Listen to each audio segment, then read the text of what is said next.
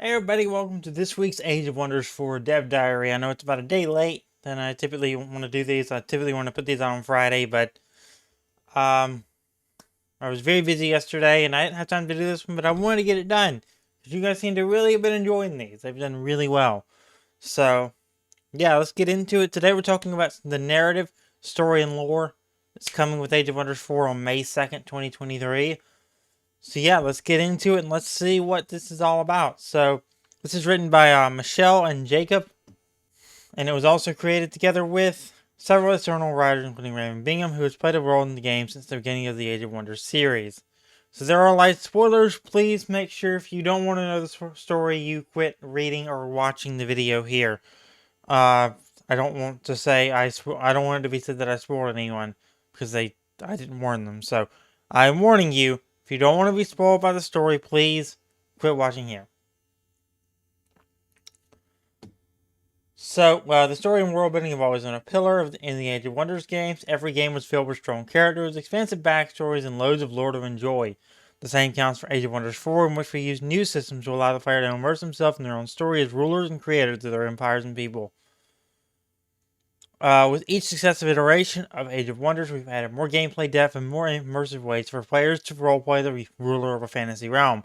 This has its effect on our approach to narrative. Instead of having a fully scripted campaign, the in-game narrative needs ways to adapt to who the player is and their actions.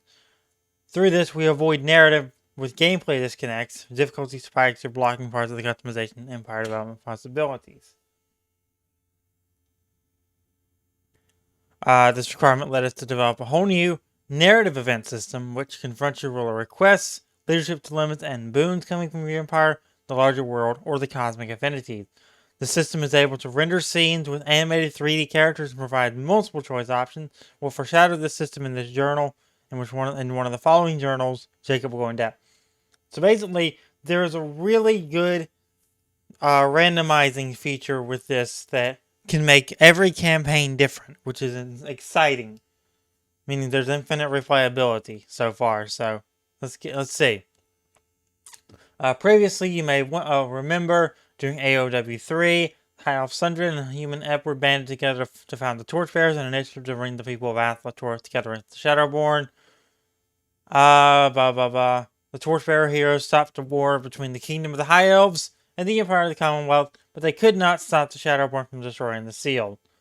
Or else there would not be really any new need for another game now, would there?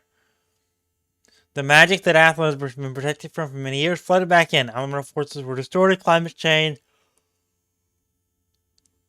and the great empires of Athla fell. This is where Age of Wonders 4 starts, on Athla, where we follow a mortal champion who find themselves ascending to Godierhide. But they will quickly meet the wizard kings of old, who return to reclaim the lands that were banished from, and thus the rise of the Godier.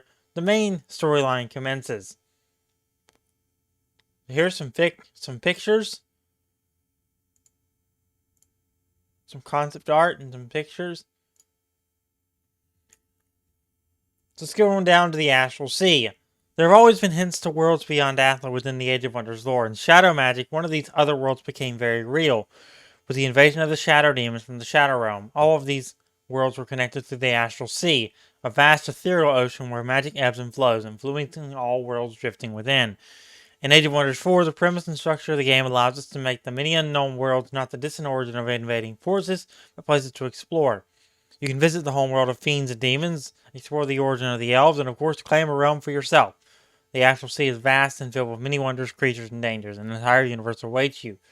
So there's the entrance to the Astral Sea. And then we have the Godier Pantheon.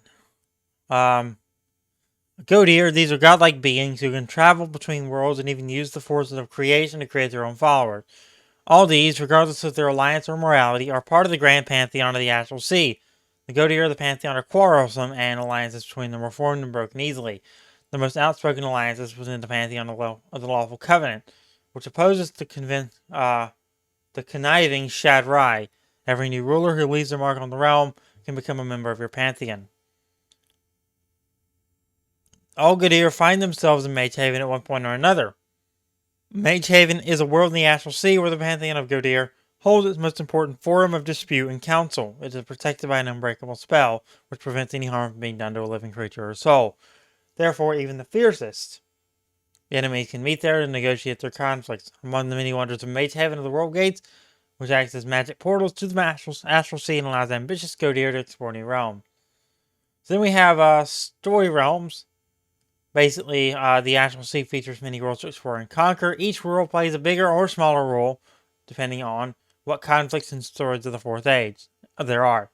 The realms that play a bigger role are called story realms. There are 5 in the game at launch, and a storyline called Rise of the Godir, which will immerse players deeper into the lore and get a better understanding of the universe.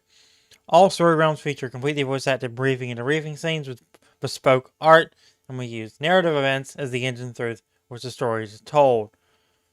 And characters from earlier games will make their return. So getting into the lore, the new nifty tooltip system allows us to put lore in any location without breaking the gameplay flow. To differentiate lore tooltips from gameplay tooltips, they're rendered in parchment style. Simply hover over an underlined word to learn more about the Astral Sea and the creatures within. So there's one of the lore parchments. Then if you hover over, so they've done the nested tooltip system. It's good. It's easy to go back and check everything, and do everything that way with the nested tooltip. So if you forget something, you can just go back and check it again within those nested tooltips. It's great. So finally, in narrative efforts, when making AOW4, went to the creation of a new dynamic event system and its content. The new narrative events provide a network for telling stories that emerge from the world and the actions of the player. On a structural level, they connect gameplay systems that normally may not have direct interaction, leading to interesting decisions and unique opportunities. On a narrative level, they make the worlds that the player Goodyear visits come alive, provide meaningful role-playing options, and make the experience more tangible when they zoom in on the backstory, problems, and motivations of heroes, cities, or monsters dwelling inside a dungeon. So we're going to talk about this narrative system later in another dev diary, but this is kind of a little peek at it, and something called Divine Salvation. So that looks pretty nifty, don't you think? So this can be encountered by players who have erected an empire deeply intertwined with the Order Infinity, and with the combination of rich lore dynamic events that react to your choices and carefully scripted story realms, we aim to bring a more immersive experience to you than ever before. Excellent. A lot of cool stuff coming to Age of Wonders 4, and I think you're really going to enjoy it. I think I'm really going to enjoy it when it comes out May 2nd, 2023, developed by Triumph Studios, Paradox Interactive Publishing, and I will be covering it here on Seren Santiago. So that's going to do it for me. If you enjoyed, make sure to leave a like on the video, subscribe, turn on the notification bell, and I'll see you next week for more Age of Wonders 4, and later today for another video.